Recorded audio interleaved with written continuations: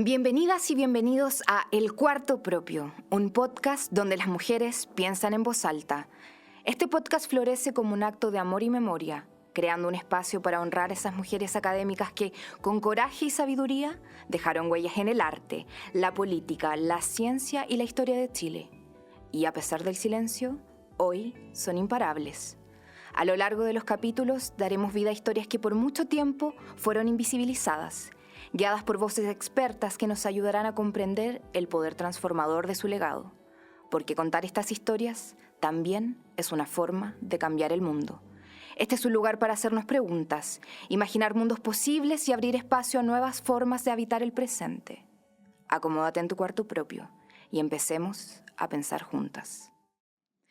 Hola, hola, ¿cómo estás? Hola, hola. ¿Cómo estás, Mari?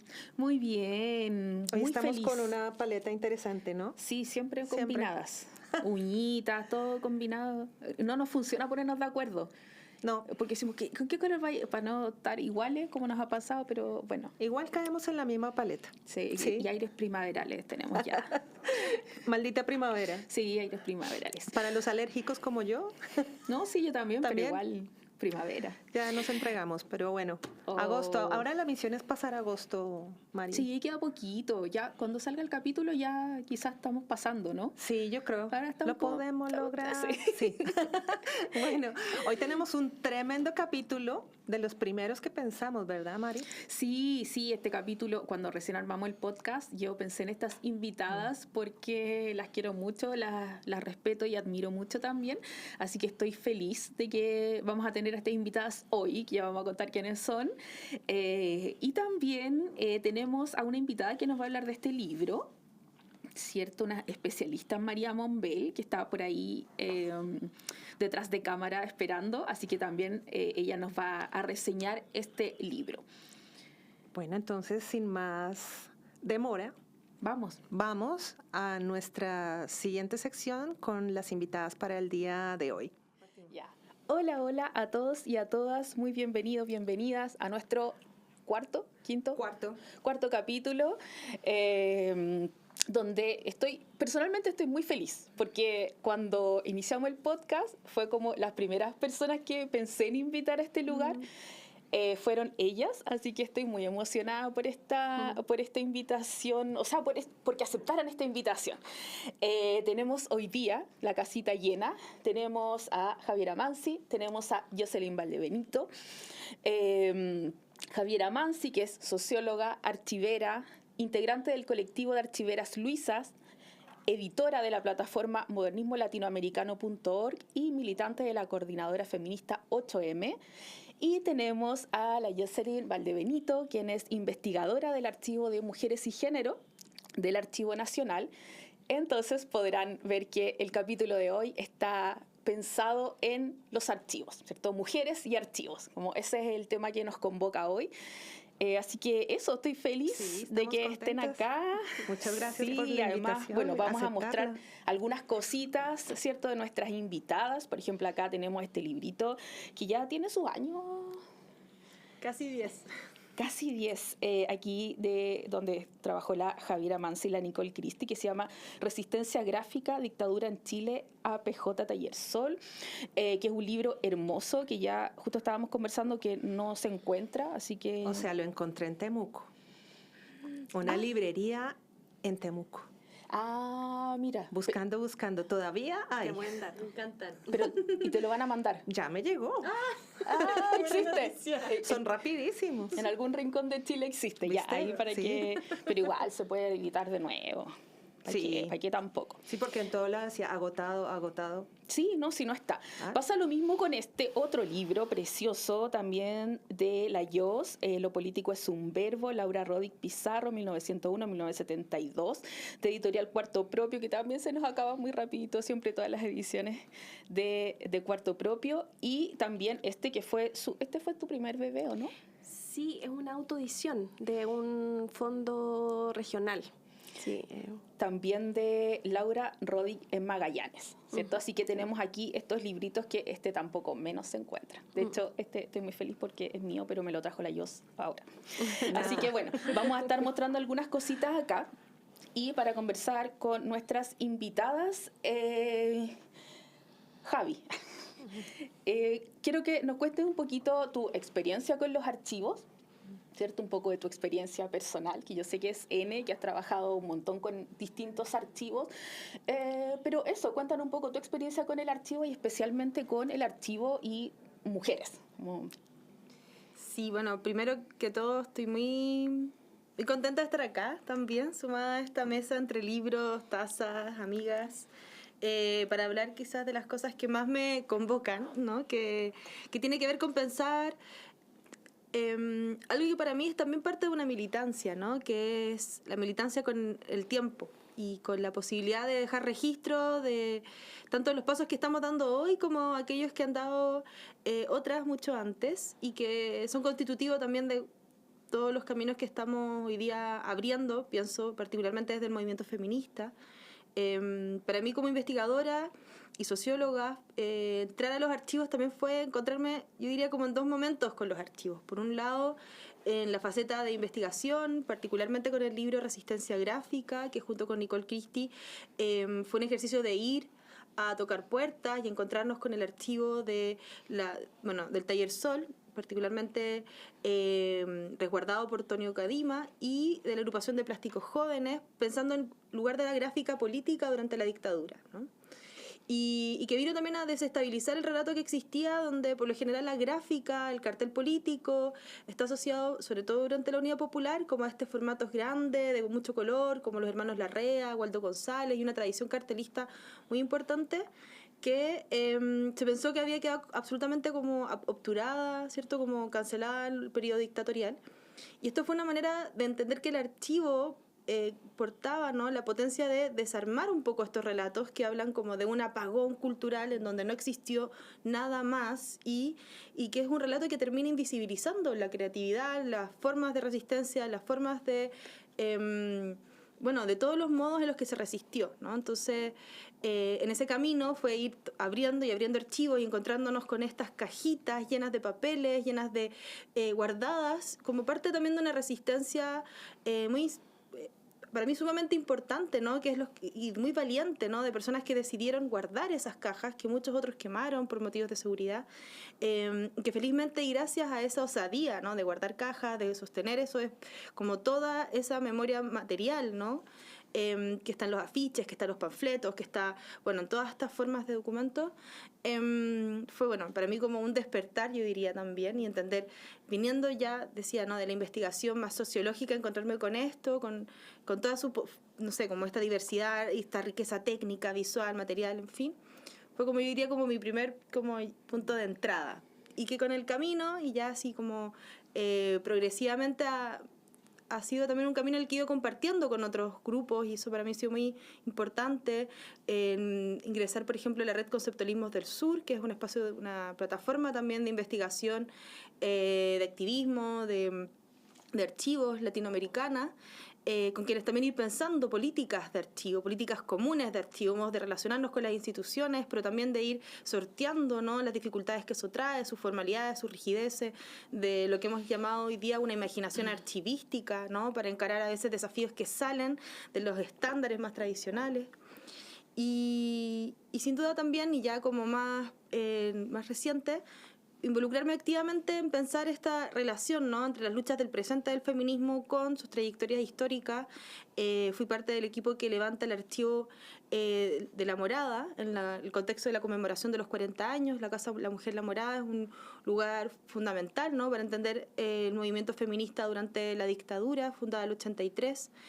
Y también ahora más recientemente trabajando directamente con el archivo de Olga Pobletes, que ahí ya les podré contar más, pero que también es como, lo que me interesa es no un ejercicio nostálgico con los archivos, sino más bien un ejercicio de puesta de una activación, ¿no?, que nos permita pensar a través de ellos nuestras prácticas como investigadoras, como militantes, como cómo traer al presente también y al futuro eso que ahí, ¿cierto?, que podemos encontrar, ¿no?, entre cajas, y a veces hay que decirlo también, y solo con eso terminar, que no son solo cajas, no son solo materiales impresos. Hoy día es cada vez más también el campo de lo digital, y nos pregunta cómo nos archivamos nuestra experiencia hoy. Sí, tú como repetiste algo que me parece que es esencial como entender de los archivos, que parece que siempre encontramos ahí lo que no es la historia oficial, como los grandes relatos, ¿cierto? Tanto en temas como de imagen, el color, ¿cierto? Los grandes como formatos, sino que está este otro también y que muchas veces tiene que ver con la precariedad, ¿cierto? La falta de color, la falta de técnica, como se une todo esto, pero también como la falta de espacio donde como los sujetos subalternos tienen como donde se mueven, ¿cierto? Y ahí me paso un poquito al trabajo de Jos. Quería pedirte que nos contaras un poco qué pasa en el archivo de mujeres y género, porque obviamente las mujeres somos parte como de estos sujetos subalternos, que no entramos, ¿cierto?, en el gran relato, como que ha sido como una lucha esto, ¿cierto? Es como resistencia constante, así como aquí estamos, también hicimos cosas, también escribimos, también, ¿cierto? Entonces que nos cuentes también un poquito de eso. De hecho, hemos aprendido con Mariela, porque he de decir que solo somos 2 mujeres en un grupo de una generación de doctorado y casualmente ambas elegimos temáticas de género.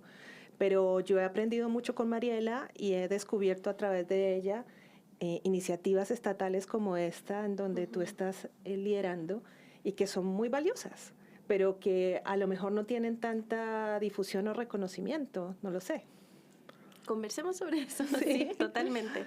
Bueno, muchas gracias a ambas por esta invitación. Siempre es un placer estar en espacios que permitan la difusión de nuestros fondos, de nuestro patrimonio, de nuestros acervos, y que también, sobre todo en estos formatos que tienen vocación de masa, que siempre es muy necesario, muy urgente también, de algún modo. Bueno, me invitaron en representación de mis compañeras. Yo trabajo con 2 compañeras más. Mi coordinadora es Marcela Morales y trabajo también con Surimana Pérez, que es nuestra encargada de procesos técnicos en el Archivo Mujeres y Géneros. Y esta es una iniciativa que ya va a cumplir 12 años de existencia. Comenzó el 2011 como iniciativa recién, ¿cierto? Parece una existencia muy breve, dado que las mujeres hemos existido dentro de la historia de la humanidad hace un tiempo. Hace un tiempo ya. Eso dicen. Entonces, bueno, es una iniciativa que efectivamente la gestan trabajadoras del Archivo Nacional,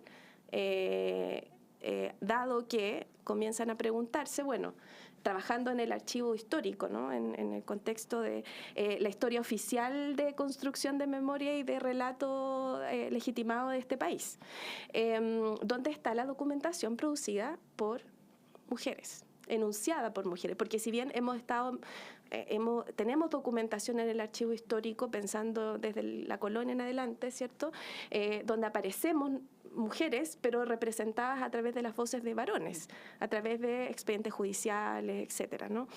Notarios. Entonces, esta iniciativa del 2011 marca un hito a partir de este trabajo que realiza Emma de Ramón, Paula Palacio, Marcela Morales y una serie de otras compañeras más, Luna Martí Corena, María Eugenia Mena, bueno, muchas compañeras que trabajaron y aportaron para que este archivo se constituyera lo que es hoy, un archivo que conforma o se construye a partir de 24 fondos documentales y que da cuenta de una serie de iniciativas y procesos que reflejan la historia del feminismo en Chile y en América Latina, pero también otros procesos e iniciativas lideradas por mujeres y disidencias de género a lo largo de nuestra historia reciente, principalmente siglo XX, ¿cierto? Y esta cantidad de acervos lo que permite también es ir a buscar la voz de las protagonistas. Eso creo que es lo más valioso de los fondos, que el protagonismo es a partir de una narrativa propia, ¿ya? Y ese valor, no solamente para reconfigurar la historiografía local, incluso sudamericana, latinoamericana, es relevante también en la medida de que pensamos las omisiones, pero también dónde están aquello que nos falta. ¿Dónde podría estar aquello que nos falta? Entonces, en esa reflexión hay muchos aspectos que exceden lo patrimonial, ¿no? El ámbito del patrimonio. Nosotras en el Archivo Mujeres y Género dentro del Archivo Histórico Nacional, estamos también anclados en una institución que es el Servicio Nacional del Patrimonio Cultural. Entonces son varias capas, ¿no? Como bien jerárquicas y bien estructuradas, porque también pareciera una redundancia, pero hay que decirlo de esta manera. El Estado es la estructura patriarcal por antonomasia, ¿no? Fue inventada en esos términos, es una estructura jerárquica, tiene una relación de expolio en relación al cuerpo de las mujeres, lo ha tenido, lo sigue haciendo, lo sigue haciendo, ¿no? Entonces, desarrollar un trabajo en el Archivo Mujeres y Géneros es un trabajo de continua resistencia dentro de esos parámetros y dentro de esos contextos. Sí. Es esperanzador, pero también es arduo. O sea, sí, tiene además, ambas dimensiones. Desde ahí también se entiende perfecto como la unión, lo conversábamos un poquito antes de entrar acá, de cómo entendemos que el archivo, los documentos, esto que parece como en la gran institución, somos también nosotras, son también nuestras abuelas, son también las mujeres que, o sea, comentábamos esto, como grandes escritoras o artistas lo que hacían era ir a poblaciones, enseñar, conversar con la gente. Entonces también hay un vínculo de no pensar que como la gran historia, ¿cierto? Sino que es también, y que no significa que sea menos, también hay como una visión peyorativa como de los archivos de mujeres, como que son menos importantes porque no están en este gran relato, pero nada, es solo porque nadie lo pescó. Se cruza, ¿no? Como la vida misma, se cruza, está en lo micro y lo macro, ¿no? O sea, tenemos lideresas y intelectuales de fondos como Elena Cafarena, por ejemplo, entonces tenemos la documentación, cartas, escritos de ella, pero también está lo doméstico, está la dimensión doméstica, está la dimensión de los cuidados, lo mismo en el fondo Olga Poblete, y también, por otro lado, por ejemplo, las colectivas sindicales, no sé, con Lactrao, que es la Confederación Latinoamericana de Trabajadoras del Hogar. O sea, allí está la historia sindical de quienes han hecho posible que las mujeres podamos trabajar, básicamente, y que sostienen la economía del país, del PIB. Sí. O sea, yo no sé qué están haciendo los economistas que no van a consultar ese fondo claro. Para dar cuenta, por ejemplo, de cómo gracias a ese trabajo remunerado, desvalorizado de manera sistemática durante tanto tiempo, ha sido posible la existencia de la vida en todos los ámbitos posibles. Entonces, ahí hay un trabajo también de que el conocimiento, la producción de conocimiento que se desarrolla a partir de los archivos es un trabajo profundamente político, porque implica disputar no solamente los espacios simbólicos de poder en términos de construcción de conocimiento, sino que también son espacios donde permite visibilizar cuerpos con nombre y apellido. Claro. Y ya que hablas de política, ¿cómo ven ustedes la sostenibilidad a futuro de este tipo de archivos, iniciativas, conglomerados? Porque estamos viendo a nivel mundial un giro no menor, y también la restricción en inversiones estatales para muchas de estas ideas o muchos de estos archivos. ¿Qué tipo de alianzas, aparte del Estado, ustedes manejan o cómo ven a futuro el desarrollo de los archivos de mujeres? Sí, yo diría que bueno, es una pregunta central cuando pensamos un archivo, ¿no? Precisamente porque se trata de una política del tiempo y que se sostiene justamente en cómo podemos dar garantías de la sostenibilidad en el tiempo, ¿no? Del cuidado de documentos, del resguardo de los mismos, de su puesta en acceso. Y yo diría que, tal como bien señala, es un punto crítico en el escenario que vivimos hoy. Y no casualmente en países como Argentina, también hoy día en Estados Unidos, son como de las... vemos un Estado que se achica no de manera homogénea, ¿no? Y sino también muy dirigida, ¿no? Cuando vemos un país que decide eliminar el Ministerio de la Igualdad y junto con eso también eliminar todo el financiamiento de los archivos. O sea, con esto me parece que hay algo ahí muy fuerte, muy evidente de lo que se está encarnando en este giro autoritario, fascista. Sí, fascista, profundamente patriarcal también.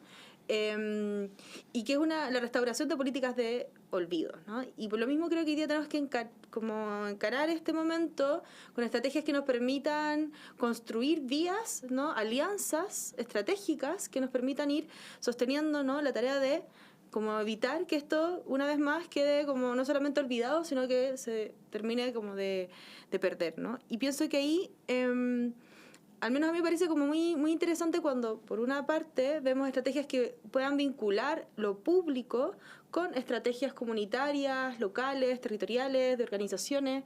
Entonces, ¿cómo darle una sostenibilidad más allá del proyecto Fondart, más allá como del proyecto que se gana una vez, sino algo que se sostenga los días el tiempo que viene después, ¿no?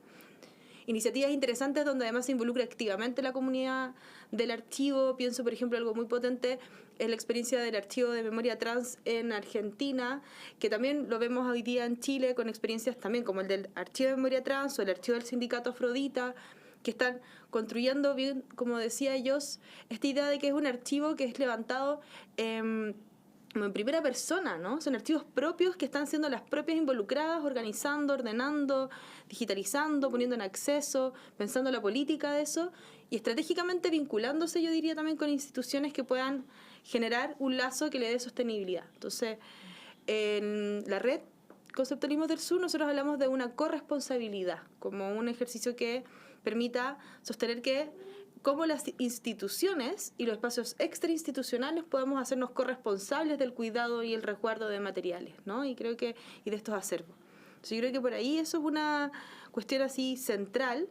Solo por nombrar un par de casos más que me parecen que iluminan bastante como estrategias creativas para levantar esto. Creo que el ejercicio que está haciendo el colectivo del proyecto Arte también es muy interesante al involucrarse en los archivos teatrales y levantar también como estrategias de formación, ¿no? Para capacitar, para que sean como formación más extendida, ¿no? De como elementos de la archivística y de esta disciplina y este oficio. Pienso que en ese sentido también es interesante otros proyectos o ejercicios como el del archivo Mario Yancaqueo, la librería Crisis en Valparaíso, o el de organizaciones que también están integrando a su quehacer cotidiano, sindicatos, etcétera, la idea del archivo. Entonces, ojalá que quienes nos escuchen se queden muchas veces con esta palabra, pero inocularlo como un deseo, como una tarea, como parte del quehacer cotidiano, no eso que pasa después, no esa caja donde está todo desordenado, sino como cómo cuidamos, no solamente lo que pasó hace tiempo atrás, sino cómo cuidamos lo que hacemos hoy para las generaciones que vienen también, y para nosotras mismas. Sí, en ese sentido estaba pensando en la política pública, ¿no? Como en la fórmula, pensando ya también desde mi representación en el Archivo Mujeres y Género, estamos a la espera, ¿no? de la política nacional, de la ley de archivos, ¿cierto? La política nacional también de patrimonio, son dos instancias. Ha sido una espera larga, muy discutida también, muy debatida, pero también hay una fuerza ciudadana que requiere que las personas también demanden, ¿no? Como las políticas públicas no deberían ser pensadas solo por los legisladores o los políticos profesionales, sino que también lo importante, lo urgente que es necesario, ¿cierto?, que la ciudadanía, las personas en general, podamos interpelar a nuestras autoridades para hacer avanzar estas políticas públicas y tratar de implementarlas también desde una perspectiva de las leyes, pero también en la bajada concreta que significan las discusiones presupuestarias, que son clave. El Archivo Mujeres y Género lo componemos 3 personas, en términos que es un trabajo que hacemos a nivel nacional. Esa es la envergadura que tiene, ¿no? Como en términos territoriales. Y yo... para quienes no saben, ¿qué archivos, qué documentos, por ejemplo, tenemos ahí los más preciados? Que la gente diga, no, pero son 3 personas. Claro, es una gran variedad de soportes, hay que decirlo, no solamente es papel. El soporte papel, claro, que es uno de los soportes más difundidos y por supuesto que tenemos allí todo un equipo de conservación en papel, expertísimas compañeras que dan cuenta de esos procesos, pero también hay otros soportes, como por ejemplo estoy pensando en el fondo de el Salón de las Preciosas, que era efectivamente un programa de radio, así como este, de los años 90, que se grababa en cassette. Ah, mira, Entonces el ahí soporte está. es cassette. Qué lindo. ¿Ya? Y qué es lo valioso de esta iniciativa es que es una de las primeras iniciativas de lesbianas que se juntan a conversar en este programa de radio sobre sus experiencias comunes.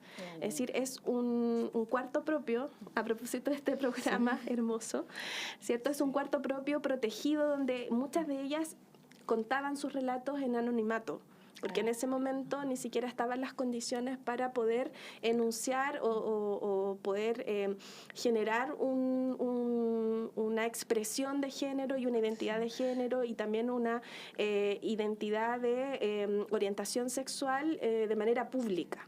Entonces, para nosotras también es un proceso muy importante, los otros formatos de difusión. Sí, importante decir eso, como el archivo siempre lo pensamos claro, en papel. Son, Yo creo son que es distintos valioso formatos. eso. Y también tenemos recetas de cocina, por ejemplo, escritas a maravilloso. mano. Y también tenemos cartas y está el MEMCH, por ejemplo, que son las cartas maravillosas que tenemos de distintas mujeres anónimas a lo largo del país que fueron conformando y construyendo el movimiento en pro de la emancipación de las mujeres de Chile, que si bien logramos el voto gracias a ellas, también ellas querían derechos sexuales y reproductivos, también estaban preocupadas por la salud pública, estaban preocupadas de la infancia. Y algo muy lindo creo que cuando uno entra al archivo es que, por ejemplo, el MEMT, que uno ve una historia un poquito más grande y ve grandes personajes, nombres, pero cuando empiezas a mirar estos libretitas de viaje, o pasajes, boletos, te das cuenta que en realidad el trabajo era de muchas mujeres de viajar de Santiago, andar en tren, como podían llegar como a distintos lugares. O sea, Eulogia Román es una de las grandes admiradas del MEMT, que se lo pasaba viajando y activando en distintos territorios, no solamente las iniciativas sindicales en los cuales ella trabajaba, sino que también en otros ámbitos, en los ámbitos incluso de espacios espacios seguros para mujeres que eran profundamente violentadas por sus maridos en las casas, que no tenían otro asidero, no tenían redes familiares que no fuera el MEMT. O sea, para ellas era el refugio, ¿no? Era el espacio donde ellas podían contar con una compañera que podían ser escuchadas y que podían ser validadas sus voces. O sea, pensar que no eran consideradas ni siquiera ciudadanas de esta república. Es como... Y no hace tantas generaciones atrás. Sí, no es hace como tantas. es muy impresionante y conmovedor pensar en ello. Hablando de presupuestos y políticas públicas, creo que es la oportunidad aprovechar este espacio para invitar a más personas que vayan a consultar el archivo, porque entre más usuarios llegan, hay más justificación, por supuesto, de la existencia. Sí, no solo investigadores, no solo gente que esté haciendo doctorados o estudiando, sino que cualquiera puede ir a consultar. Por supuesto. Cualquiera. Eso es la maravilla también, ¿no? De estas instituciones públicas donde es cosa de entrar al Archivo Nacional, que está a un costado de la biblioteca, ¿cierto? Y uno puede simplemente pedir una caja y tal vez eso, pasar la tarde encontrándose con estas cositas que, como bien decía ellos, nos hablan como de a veces lo que imaginamos que son estas grandes historias, pero que están llenas, ¿no? De estas otras pequeñas formas en las que sostienen la vida de una organización, que son, por ejemplo, a mí me encanta un documento que está precisamente en el fondo de Elena Cafarena, que es donde es su carnet como militante del MEMCH, pero donde aparece también el pago de la cuota del MEMCH. Y cómo está ahí estampado que ella era una compañera muy disciplinada con el pago de la cuota. Y habla mucho de ese tipo de como cosas que tienen una textura distinta, que acercarse al documento no solamente a través de la digitalización, que quizás hoy día es lo que más nos acostumbramos y facilita cosas, pero también ir a tocarlos, ir a encontrarse con ellos, con su materialidad. ¿Los lentes de quién son? Los También lentes son de Elena Cafarena. Los lentes de Elena Cafarena están ahí. Exacto. Son los lentes del feminismo. Lentes del Cuando feminismo. invitamos a los colegios decimos que los lentes de Elena Cafarena nos hacen mirar el mundo de manera distinta después que los usamos. Sí, y eso también hay como relación con ustedes están haciendo actividades siempre, ¿cierto? Bueno, ustedes reciben colegios, reciben organizaciones y tú, Javi, también está ahí. Y aquí me quiero pasar un poquito como a las experiencias más personales, como en qué están ahora. Javi, me gustaría que nos contaras un poquito del taller del MEMT que estás haciendo, y después le pregunto a la Yost que nos cuente un poquito su experiencia con estos libros hermosos, sobre todo este primero. Yo sé que tiene como una historia muy bonita, porque este lo hiciste tú, digamos. Entonces también que nos cuenten como esta experiencia más personal con los archivos. Sí, sí, total. Yo diría que voy a ir un poquito hacia atrás, pero para marcar algo, ¿no? Y es cómo entender esta relación con el archivo, que a veces, insisto, lo pensamos tan hacia atrás, y creo que también hay una tarea que es muy importante que tiene que ver con los archivos del presente, ¿no? Y para mí también como activista, como militante, empecé a juntar, por ejemplo, los papelitos de las marchas a las que comencé a ir desde el 2011, del movimiento estudiantil, y conforme pasaba el tiempo me daba cuenta que esa práctica, ¿no? De ir reuniendo, de ir guardando, de ir organizando esto, es algo que si es que no tomamos abierta conciencia de hacerlo mientras vamos viviendo estos procesos, es tan fácil perderlo, ¿no? Y por eso yo creo que también fue muy interesante un trabajo que hicimos, de hecho, junto con un grupo en torno y en alianza, a propósito de estas alianzas institucionales también, junto con el archivo Fetch, que fue levantar un archivo de gráfica y movilización estudiantil, que está hoy día en el archivo Fetch y que contempla una colección de afiches, de panfletos, que son parte no solamente directamente de la Federación de Estudiantes de la Universidad de Chile, pero también en un sentido más amplio del movimiento estudiantil, y que sí, diría, fue como un ejercicio de poner al centro, bueno, cómo recordamos nuestra propia memoria histórica, ¿no? Cómo nos hacemos cargo que somos una generación donde gran parte de nuestras vías de difusión han sido no solamente impresas, sino el Fotolog, el Facebook, el Instagram. Acá nos reímos porque van variando tanto, ¿no? Y que se pierden tanto. Es tan difícil para nuestra generación encontrar con... Es más difícil hoy encontrarnos con la foto que tomamos en la toma del liceo el 2006 que hacerlo seguramente con una fotografía impresa de los años 50. Porque en ese momento seguramente esa acción sí llegó a difundirse en un medio, seguramente un periódico, un pasquín, etc. Hoy día esta virtualidad produce una falsa idea de que al registrarnos continuamente y todo lo que hacemos, estamos archivando, pero no es lo mismo. Entonces creo que ahí es como una distinción que me parecía importante como volver a enfatizar, justamente porque pienso que es algo que a mí es lo que hoy día más, una de las preguntas que más me convoca, ¿no? En pensar cómo este deseo y esta tarea del archivo la incorporamos en lo cotidiano, en los espacios donde nos estamos organizando. Y por lo mismo también con la historia del feminismo, junto con Camila Silva, que es una gran compañera, historiadora, feminista, hemos estado levantando este taller pensando en los 90 años del MEMCH que se cumplen este año. El MEMCH es el Movimiento Pro Emancipación de las Mujeres de Chile, que se funda el 36, o sea, el 35, y que, como bien decía yo, fue, por una parte, quienes libraron la lucha, protagonizaron, fueron como de las principales de la lucha sufragistas, pero no solo eso, ellas hablaban de una emancipación económica, política, biológica, sí, de las mujeres, y sostenían además que el principal amenaza para ellas era el fascismo y la guerra. Y digo, bueno, 90 años atrás, ¿no? Como qué vigente, ¿no? Esa experiencia, sí, qué central para pensar hoy. Opinamos lo mismo hoy. Sigue pasando. Entonces, cuando decimos archivos, pensémoslo también en cómo tomamos estas como cajas de herramientas que son estas experiencias anteriores para traerlas, ¿no? A los desafíos que tenemos en este momento. Súper. Sí. Bueno, sí, estaba pensando en eso que comentabas tú, Javi, respecto de las historias personales enlazadas también en las memorias colectivas.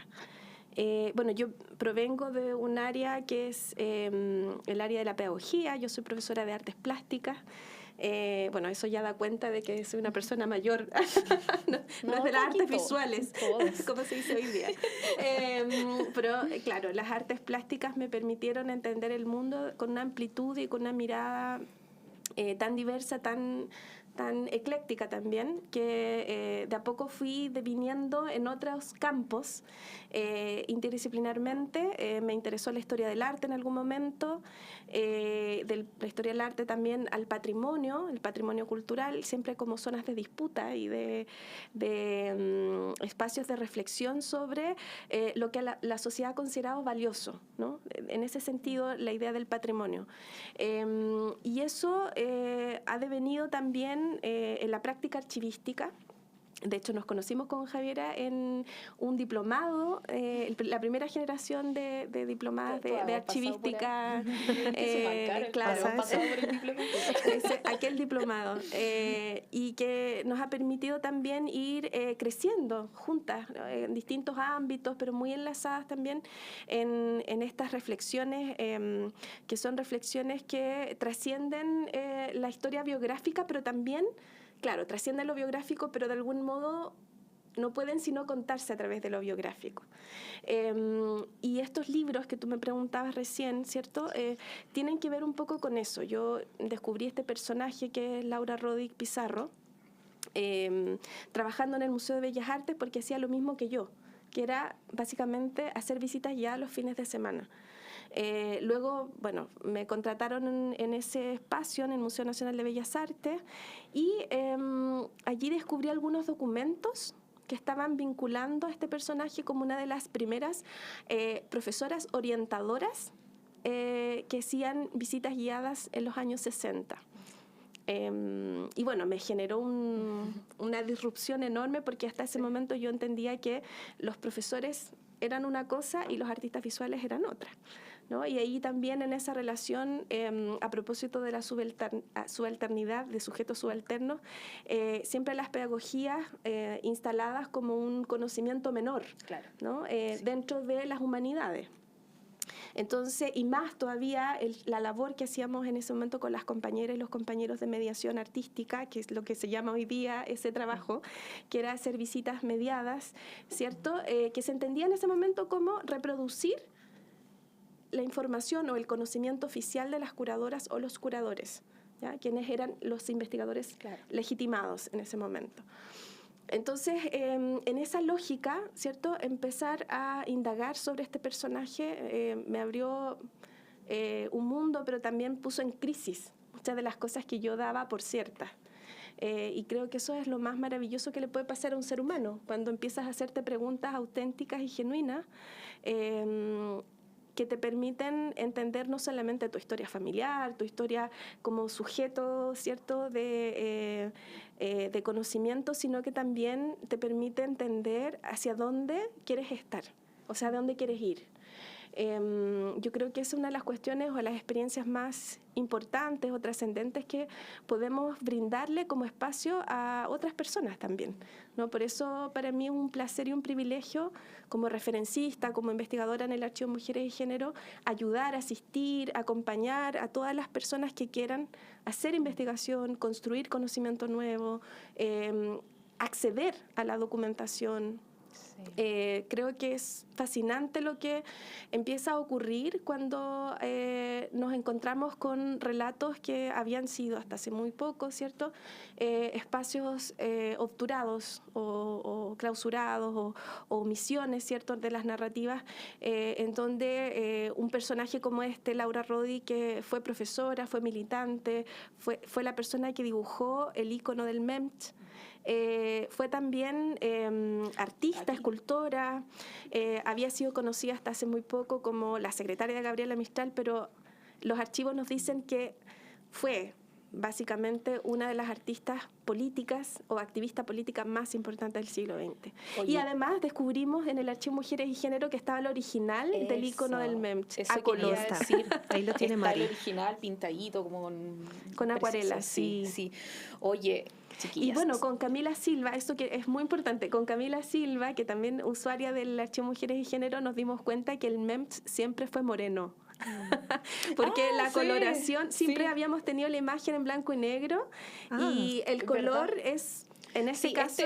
Esta carpetita, bueno, que fue el congreso que organizaron hace poquito las chiquillas, estos son los colores, así era el afiche. Así era el afiche, claro. Hecho por Laura Rodick. Y nos imaginábamos eso, tenía vocación popular, pero verlo a color por la propia artista fue un momento emocionante, conmovedor. Sí. Vernos representadas ahí todas las de pelito oscuro. Oye, la Camila tiene que venir también a hablarnos de la invitarla totalmente. Oye, el tiempo se nos pasa súper volando. Yo estaría aquí mucho rato escuchándola y aprendiendo a ustedes. Estoy muy contenta de que hayan venido, que haya funcionado esta conversación. Estoy como emocionada. Sí, también. Mari, de verdad somos muy afortunadas. Sí. Creo que este espacio lo hemos gestado desde el amor, lo hemos pensado desde hace mucho tiempo con Mariela y estamos muy agradecidas de contar con la participación de ustedes el día de hoy, que son representantes de mujeres poderosas, de mujeres que quieren sacar su voz también y que aceptaron esta invitación a nuestro cuarto propio. Y por eso la última pregunta para cerrar esta sección que queremos hacerles con Mariela es: ¿cómo se imaginan ustedes su propio cuarto? Un cuarto propio. Ese cuarto propio. Sí, yo creo que voy a salirme un poco del esquema solo porque hay una carta que para mí es también muy maravillosa que escribe Gloria Anzaldúa a las mujeres del tercer mundo. Y ella dice algo bien polémico con esta idea del cuarto propio. Ella dice, de hecho, que hay que olvidarse del cuarto propio, pero en el sentido de decir, no hay que esperar a tener un cuarto propio para poder escribir, para decir. Hay que escribir en todas partes. Hay que escribir en la fila del banco, cuando vamos al baño, hay que escribir entre los labores domésticos, mientras cocinamos, en la micro. Y creo que a mí eso es algo que también me hace mucho sentido, ¿no? Como reivindicar sin duda la necesidad de nuestros espacios, de nuestros tiempos propios, sobre todo. Pero también darnos cuenta que hay veces que en esa espera de ese lugar que no llega a ser lo que deseáramos, en el camino a llegar a eso también tenemos que escribir y tenemos que dejar nuestra huella. Entonces, quizás, nada, me gustaría invocar también, a propósito de la importancia de tener nuestros cuartos propios, de lo deseable, todas las veces que no lo tengamos también podamos no soltar ese afán de escribir, ¿no? Y de escribir nuestra historia. Claro, es un espacio de refugio. Para mí es muy importante la cuestión de la naturaleza. Creo que soy una persona rural, sigo siendo persona rural a pesar de estar tantos años en Santiago. Por lo tanto, mi cuarto propio también imaginario siempre es un espacio que da un jardín, ¿no? Yo he tenido la fortuna de, bueno, a veces uno piensa que sale del mundo rural, pero en realidad la ruralidad no sale de uno. Entonces, siempre está esa posibilidad de entrar a ese espacio amoroso, de acogida, ¿cierto? A partir de esta relación con la naturaleza y del espacio que nos podemos brindar, ese jardín propio también, pensando en todo el quehacer que está vinculado también al cultivo, a la cultura, al agrario, que finalmente no es tan distante a lo que hacían mis padres, ¿no? Mis padres son dos campesinos que no terminaron la escolaridad y creo que para mí es muy importante relevarlo como un hecho que me marca en el sentido de la admiración que siento hacia ellos, el hacer cosas muy parecidas. Cultivo otras cosas que no son papas ni cebollas, pero sí son distintos campos de trabajo y creo que eso simbólicamente tiene un peso y tiene una validez para mí muy, muy, muy relevante. Sí, súper. Yo creo, o sea, se conjugan ambas cosas, ¿cierto? Como el espacio propio es también colectivo. Cuando uno lo piensa así, todo se hace mucho más rico. Uh-huh. Y creo que también como para terminar con esa idea del trabajo, ¿no? Uh-huh. Como el archivo del trabajo, de buscar, de ir a la biblioteca y de revisar. Y creo que tiene mucho eso como del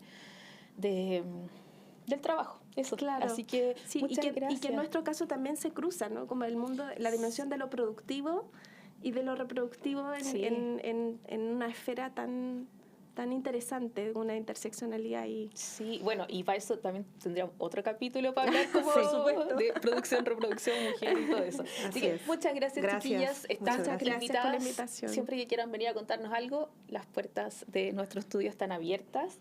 Y eso.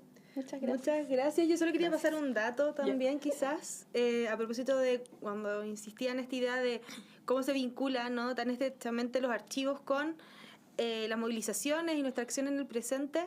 Pienso que esta imagen, ¿no?, que es maravillosa, como ya citaban, de Laura Roddick, del Congreso del MEMCH, tal vez les suena similar a quienes nos están mirando, pero esta imagen es la que también inspira el logo que está al interior de las pañoletas por el aborto libre, legal, seguro y gratuito. Y esto habla también de cómo el feminismo estrecha también el archivo y las generaciones de nuestras luchas históricas y saber que desde el 35 las mujeres en Chile estamos esperando y exigiendo y luchando porque el aborto sea legal. Eso. Muchas gracias. Bueno, ya llegamos a la tercera parte de nuestro podcast del día de hoy. Muy importante porque ustedes saben que somos amantes de los libros y no podemos no tener la sección de referencia. Así que, querida Mari. Hoy día estamos con Melissa Barrera. Ella es licenciada en Letras de la Universidad Andrés Bello y ahora está haciendo su magíster en Estudios Culturales Latinoamericanos en la Universidad de Chile. Así que nos encanta tenerla acá y es una especialista, o se está especializando y es especialista ya, está bien, en Mariamón Bell y nos va a hablar de este libro. Así que le damos el pase para que nos cuente de qué se trata y eso, bienvenida. Gracias.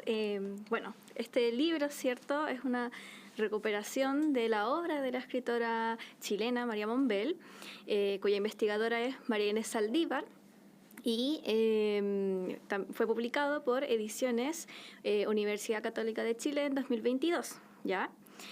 Lo interesante de este texto es que aporta un enfoque académico, ya que contiene 256 notas a pie de página que nos dan cuenta de no solamente fechas relevantes de la vida de la escritora y de su obra, sino que también nos entrega información respecto a la conformación de sus redes intelectuales en el campo cultural y literario de aquella época, ¿ya?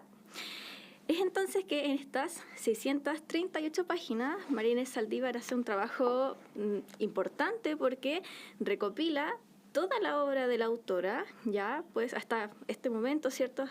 No hay otro volumen que contenga los textos periodísticos y narrativos de Mariamón Bell, ya, este es el primero con también la poesía y lo demás, ¿cierto?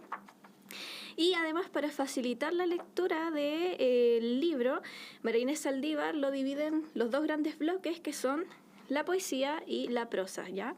Entonces nos van a ayudar a ordenar toda la producción de la obra de Mariamón Bell, ¿ya?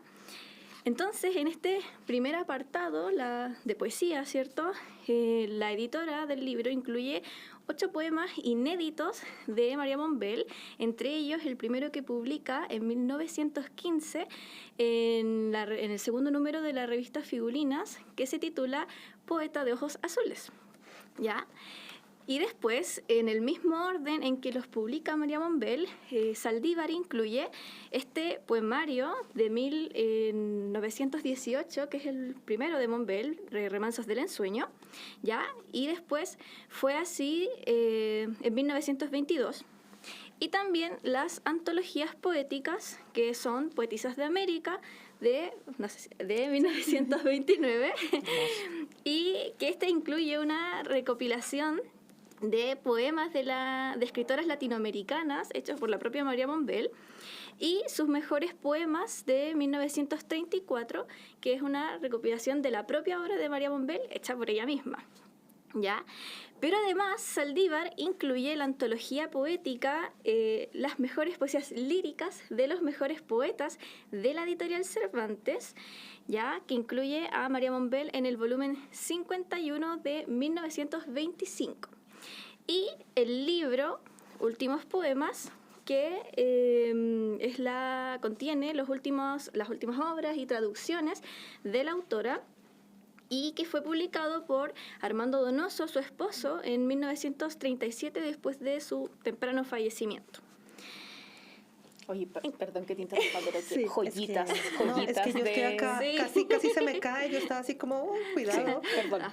1918, Dios mío. Sí. Son unas joyas, son cuidado. hermosas. Bueno, en cuanto, ya pasando a la segunda parte, ¿cierto?, de este libro, que es la prosa, ¿cierto?, que reúne cartas, cuentos, crónicas, entrevistas.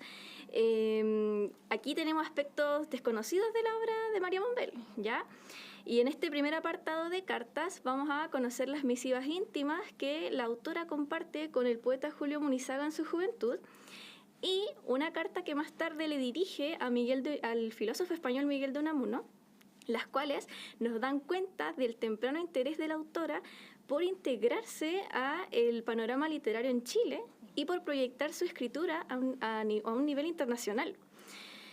Y en cuanto al otro apartado de textos narrativos, aquí María Inés Saldívar nos comenta la presencia de elementos autobiográficos, como en el cuento Apuntes de Sevilla, que se publica en 1926 en la revista Atenea, luego del viaje de María Monbel a España junto a su marido un año antes, en 1925.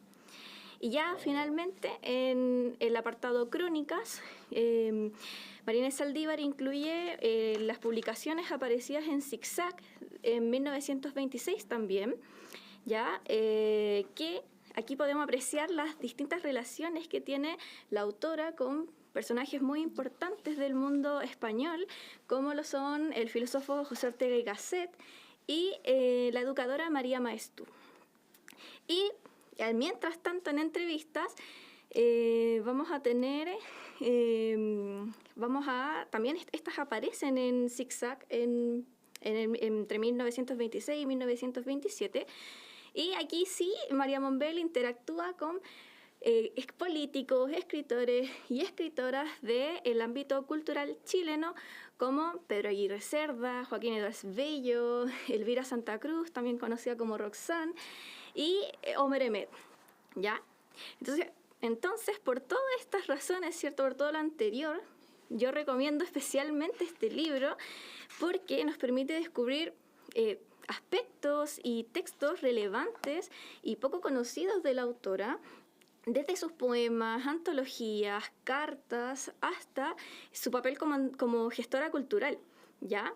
Considerando que María Inés Saldívar nos ofrece, ¿cierto? Nos da cuenta de una visión integral de toda la obra y un marco crítico que permite destacar la relevancia de María Monbel como una figura clave de la literatura chilena e hispanoamericana.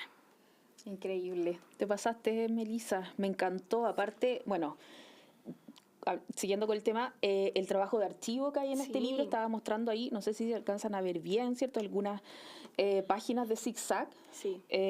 Así que no, está muy, muy bonito. ¿Y está fácil de encontrar, este libro? Sí, lo encuentran en Busca Libre. Busca Libre, ¿cierto? Sí, siempre sale mencionado. En el GAM también me parece que GAM. también está ahí en la librería del GAM. La Universidad Católica. Pero no, o sea, es súper fácil de encontrar y recomendadísimo. O sea, maravilloso, te pasaste, Melissa. Muchas gracias. Muchas gracias. Súper buena recomendación. Y gracias por traer estas joyas. También. Sí, son maravillosas. Sí, súper. Amiga, ¿estamos Amiga. terminando con esto? Sí, qué tremendo capítulo. Sí, tremendo Como que capítulo. se nos acaba el tiempo tan rápido. Se nos pasa volando. Siempre decimos, no, esto va a durar cortito. Muchas gracias a todos y a todas. Síganos Gracias. en YouTube.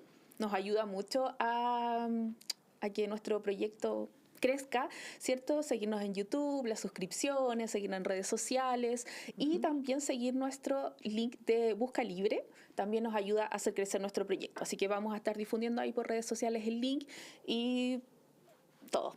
Claro, y especial agradecimiento, como siempre, a nuestro equipo de producción del Circulab, que es este laboratorio publicitario de estudiantes de la Universidad Andrés Bello, de la Escuela de Publicidad.